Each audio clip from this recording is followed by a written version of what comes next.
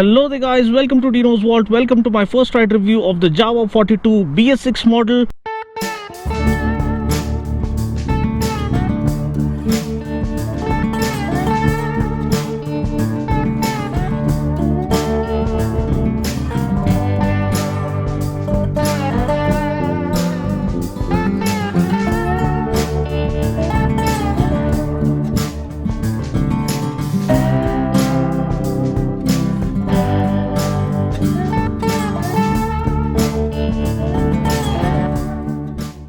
So this is the Java 42 BS6 model.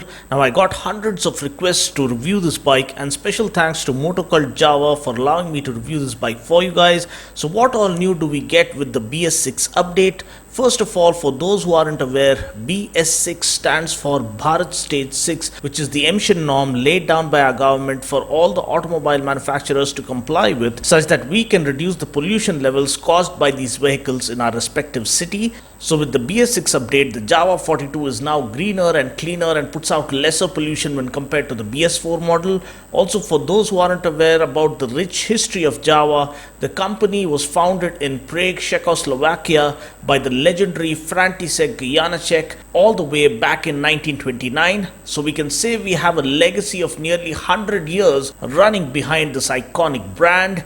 Also, looking at their racing history, Java participated in the World Championship till the mid-60s, but was actually a dominant force in speedway racing, dirt track racing and ice racing.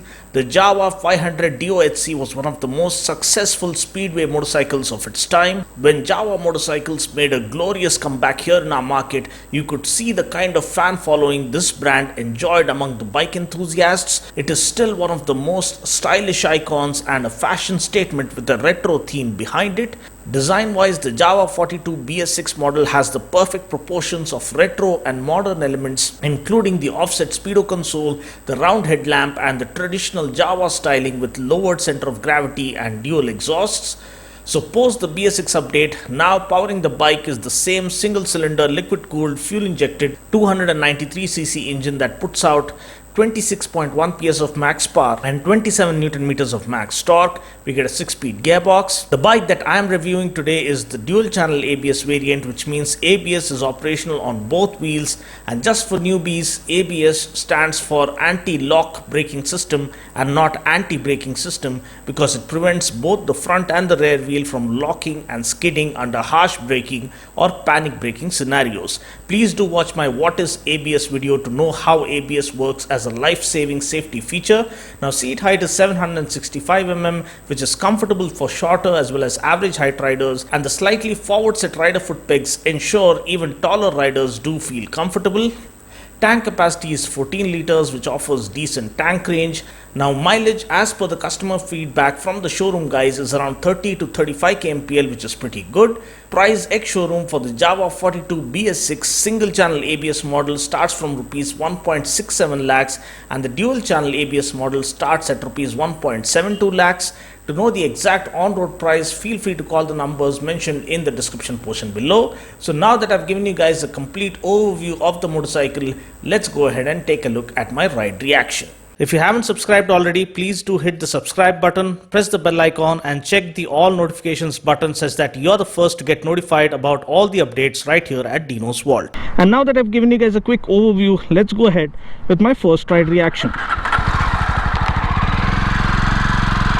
Off we go.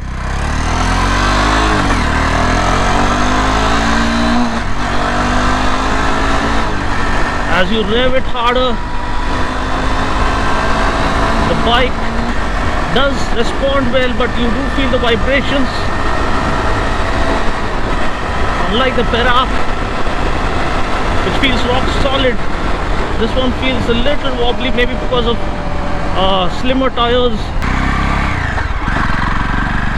So how does it feel to ride? First of all, let me tell you about the riding ergonomics. It's a typical retro roadster kind of riding ergonomics. This one is slightly more modernized with a flat bar handlebar. for better streetability and maneuverability through the city streets. But I equally enjoyed the classic edition or the vintage model that like I happen to review them back to back. I kind of enjoy this kind of a modern roadster kind of a look that it has. The offset speedo console and the slightly lowered seat, lowered center of gravity allows the bike to grip the surface really well and offer superb balance and great handling characteristics. You can absolutely play around with this bike in the city streets because of the great handling it has on offer. Also, the aluminum levers look good, and the tank stripes, the pinstripes on the tank add to the retro feel of the motorcycle. The switchgear offer a nice tactile touch and feel. The comfort is decent enough, I can say. The seat is slightly on the harder side, but it's not too soft or not too hard, something that you can live with. The suspension is well sorted out. It's not too stiff nor is it too hard, but it does support the chassis well when you rev it harder. But this is a machine where you need to relax and enjoy the ride with the wind hitting your chest and the sun kissing your face.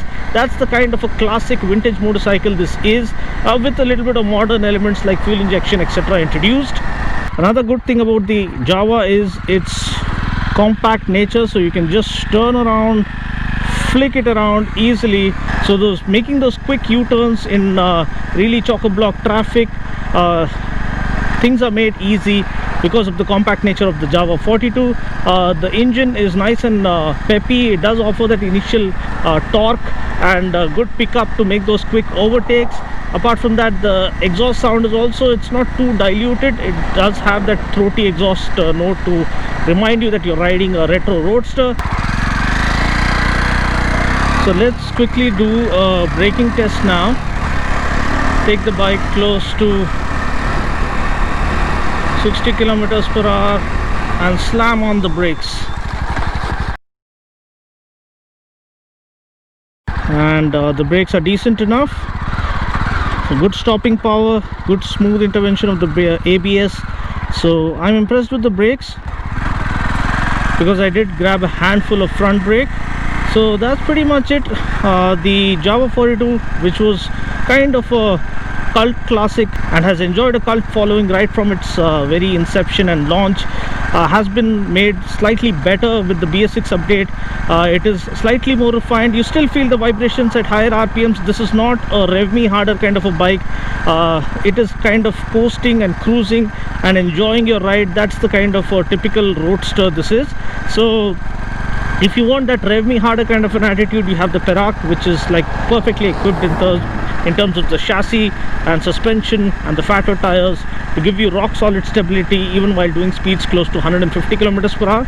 This one is a proper classic retro roadster, and it lives up to its name and the heritage that it inherits.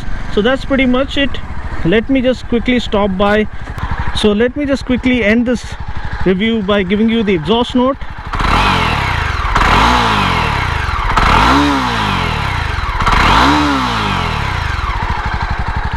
So that's pretty much it. I'll catch you guys in the next video. Until then, take care, God bless, and ride safe.